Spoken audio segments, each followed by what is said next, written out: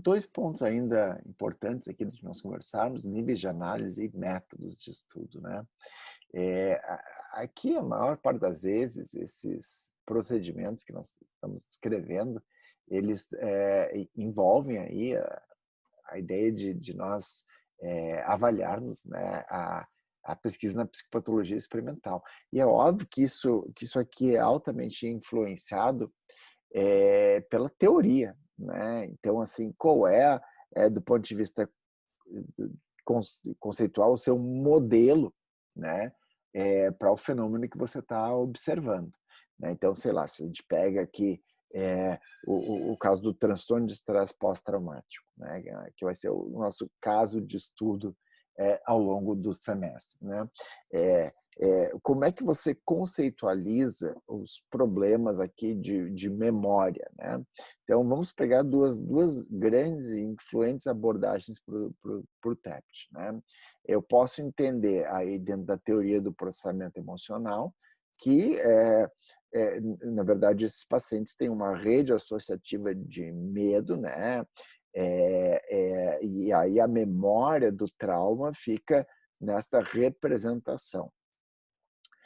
Eu posso também, ter uma outra compreensão sobre esse fenômeno, né, e posso, então, dentro da teoria cognitiva, dentro da terapia cognitiva, né, estrito sensu, para o transtorno de estresse pós-traumático, eu posso compreender aqui que, na verdade, tem uma desordem aqui de memória autobiográfica, né, então é um outro modelo para a memória, né. Depois a gente vai aprofundar isso ao longo do semestre, mas em linhas gerais.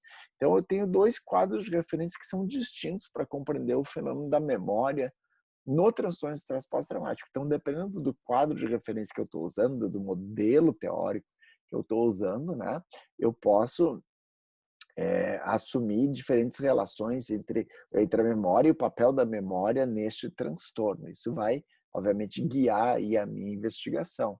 Eh, então é importante isso, né, até porque, do ponto de vista clínico, né, essas diferentes abordagens, né, a teoria de processamento emocional, e a teoria cognitiva, dessas diferentes abordagens derivaram diferentes formas de intervenção para o TEPT, né. Então você vai ter lá, né, na primeira abordagem, você, vai ter a terapia de exposição prolongada para o TEPT. Na segunda abordagem, você vai ter ali a terapia cognitiva para o TEPT. Você vai trabalhar não com o processo de extinção de memória, como é trabalhado na terapia, de exposição prolongada, mas aqui num processo de atualização da memória, tá? Que aí é o foco do trabalho daí da Anka Ehlers, David Clark e colaboradores, tá? Então é bem importante a gente entender aqui qual é a teoria por trás, qual é o quadro conceitual por trás, tá? Então, na maior parte das vezes, as avaliações aí para psicopatologia, cognitiva experimental podem focar em sintomas, né, então, por exemplo, no caso do TEPT aí, número de sintomas de intrusão, número de intrusões de memória, né, ou eu posso olhar para isso como fenótipos, né, então um grande fenótipo do ponto de vista de psicopatologia, né, e aí eu vou talvez possa olhar isso no nível de síndromes estabelecidas, ou até mesmo, né, em níveis talvez um pouco diferentes, abordagens um pouco diferentes. Aqui talvez a gente possa avançar um pouco ao usar aquele quadro de referência do RDoC para compreender aí, né, a psicopatologia de uma forma mais ampla. Ou posso olhar também para componentes dos sistemas, então vou olhar para processos cognitivos ou processos aí associados a um contexto social mais amplo, né.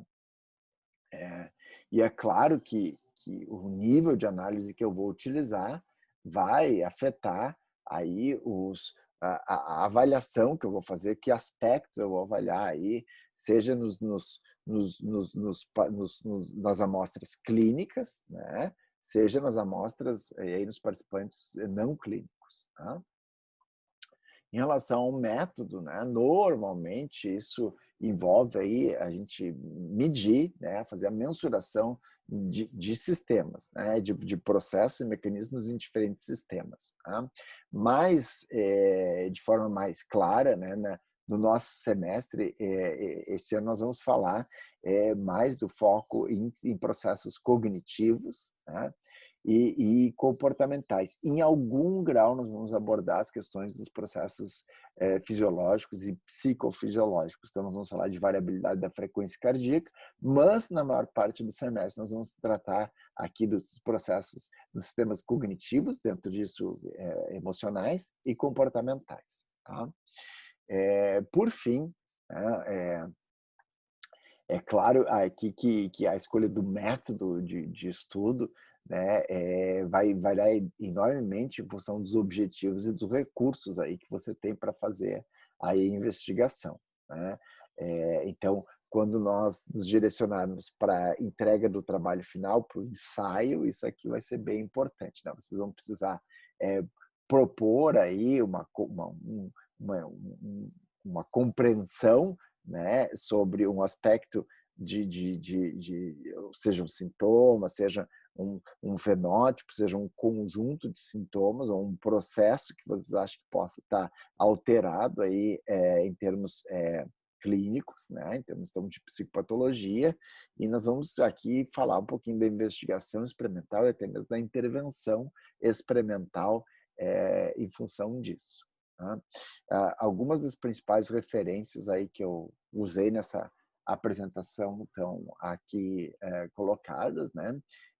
Então, os artigos podem ser acessados aí dentro do contexto da universidade, né? E também o capítulo de livro, esse aqui de 2013, vocês podem ou adquirir o livro ou ler boa parte, quase a integralidade desse capítulo aí também através do Google Books, né? Então, sugiro fortemente que para além da apresentação de hoje, vocês possam aí fazer a consulta às referências. Então, isso aqui nos dá essa aula aqui para tratar aqui um pouquinho das bases conceituais e dos principais fundamentos na área da psicopatologia cognitiva experimental. Espero que vocês tenham aproveitado. Nos vemos em seguida.